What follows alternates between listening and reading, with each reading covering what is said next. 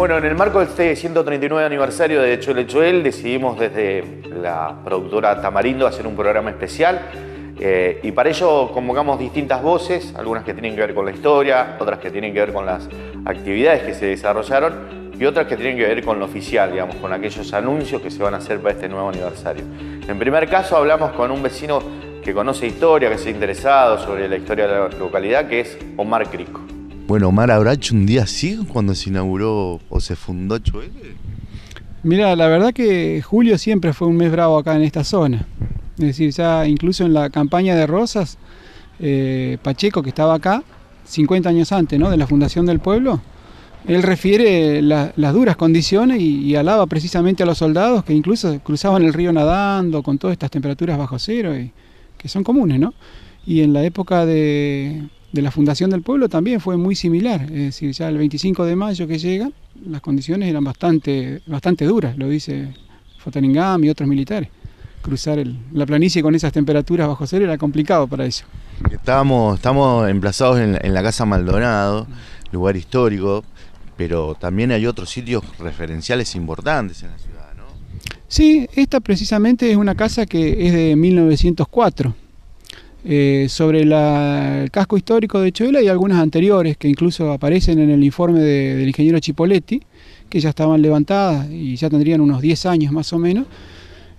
Serían de 1882, cuando se muda el pueblo ya estaban esas casas que todavía permanecen. La que era la posta de La Galera, la casa de comercio de Castañeda, y enfrente estaba la de Mansilla, que fue el último comandante con mando de tropa acá en Choel, que estaba a cargo de la caballada. Lo que ahora es la Isla Chica, tenían la caballada del ejército, la última que hubo acá en la zona. Una historia muy rica, 139 años ya. ¿Cómo ha evolucionado Choel? ¿Cómo lo ves? Yo así rápidamente, haciéndote un análisis muy rápido, creo que ha tenido altibajos y quizás no se cumplieron las expectativas con las que nació este pueblo. Vos tenés presente que es un pueblo que nació con un profundo anhelo en la sociedad de aquel momento, de la Argentina de aquellos años, y se la conoció siempre como la llave del desierto. Es decir, con esa denominación lo que se pretendía resaltar era el punto estratégico que ocupaba Choel en lo que en ese momento era la rastrillada, lo que hoy llamaríamos un corredor bioceánico, es decir, el tráfico de los malones, que era el producto de todos los campos del centro, sur de Buenos Aires, todo lo que era Tandil, La Ventana, toda esa zona, podemos decir que drenaba por esta rastrillada del Río Negro. No era la única, pero era la principal por la cual fluía ese tráfico de ganado a Chile. Es decir, era la competencia para el modelo que se estaba instalando en ese momento, de ahí la necesidad de ocupar Choel Choel. De todos modos se convirtió en el centro de toda una región. Sí, actualmente sí, pero te remarco eso de que ha habido en la historia de Choel altibajos. Es decir, surgió como comandancia militar de la línea del Río Negro y del Neuquén, o sea, tenía un rango importante, militar muy importante, que después lo perdió frente a Roca, por ejemplo, frente a Viedma.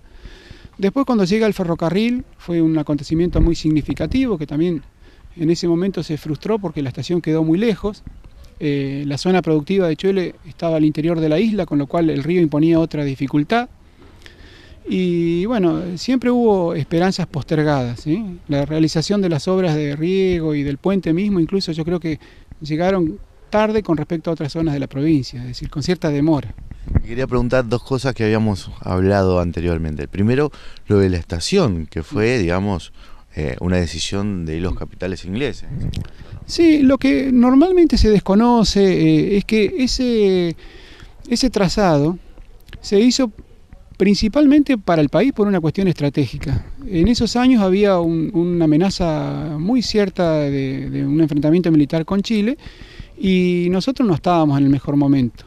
Ellos tenían unas fuerzas armadas muy preparadas, es decir, estaban, o venían, mejor dicho, de un conflicto con el Perú y con Bolivia en el cual habían triunfado exitosamente y nosotros estábamos un poco descuidados.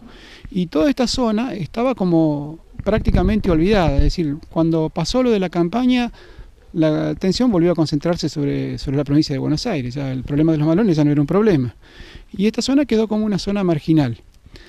Entonces toda la línea militar estaba descuidada y el gran problema era abastecer estas tropas y el ejército no tenía los recursos y la rapidez. Entonces se hace ese ferrocarril principalmente por una cuestión estratégica. Como el país no tenía los recursos, lo terminan haciendo los ingleses al costo que tuvo, ¿no? Y después el aprovechamiento posterior que hicieron de los ingleses. Pero ya te digo, la primera estación de Choele fue Darwin, es decir, la estación Choele original fue Darwin. Esta que tenemos, o que nosotros normalmente ubicamos como la estación de Choele fue posterior y por un pedido de los vecinos de la isla. Y por último, la significación de la construcción del puente. Sí. Sí, yo siempre remarco una figura que siempre aparece opacada en la historia de Río Negro, que es la del ingeniero Adalberto Torcuato Pagano. Es decir, en la zona de la cordillera, en la zona concreta de Bolsón, todavía es una persona muy recordada porque prácticamente diagramó y desarrolló ese pueblo y muchas de las construcciones clásicas del pueblo. Pero en esta zona hubo obras muy importantes de la gestión de él que no se las conocen. Es decir, la obra del sistema de riego y de los puentes tuvo un impulso muy significativo durante la gestión de él. Se terminaron en los gobiernos posteriores, que no dejaron de prestar su apoyo, pero el impulso ese fuerte y el inicio de obra comenzó durante la gestión de Pagano. Y para los vecinos fue una obra significativa, porque el contratiempo de las balsas y los peligros que implicaban, eso a cualquier persona mayor te lo puede corroborar lo que era. Es decir, uno hoy no valora lo que es pasar por el puente en 5 segundos y lo que era antes de esperar una balsa. ¿Cuánto tiempo demandó la construcción? Y los estudios previos fueron ahí, ya te digo, por gestiones de Pagano a principios de los años 40. Y la obra se terminó en el año, me estás apurando, pero creo que fue 48-49. ¿Sí? No debe haber sido fácil por el caudal del Río Negro, además. Sí, fue una obra significativa incluso para el país, porque vinculó lo que era el norte y el sur. Es decir, ya en esa época había un tráfico muy importante con Vietnam y eso demoraba muchísimo los transportes que eran muy grandes. Acá mismo ya estaba trabajando Agua Energía y pasar maquinaria pesada y todo en las balsas era una complicación muy grande, a la que hay que agregarle cosas que hoy en día uno ni se imagina, pero todo el arreo pasaba en pie y por tandas. Había también un tráfico fluvial que hoy en día prácticamente se ha olvidado, pero eso implicaba bajar las maromas de las balsas.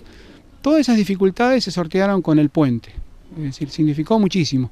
Y la obra tuvo sus contratiempos también porque las crecientes, como bien lo decís, en algún momento llevaron parte de la estructura y también hubo un incendio que demoró en algo la obra, por eso se estiró. Y las consecuencias de la guerra que en ese momento dejaron sin cemento y sin hierro a la economía nacional, ¿no?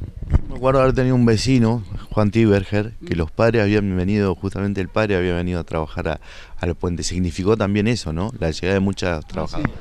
Sí, es decir, como pasó con las obras de Agua Energía, con lo que pasó con cada obra que se hizo en el pueblo, siempre vino algún vecino nuevo, porque no dejaba de ser un pueblo chico por ese relativo poco desarrollo que tuvo el pueblo en mucha parte de su historia, ¿no?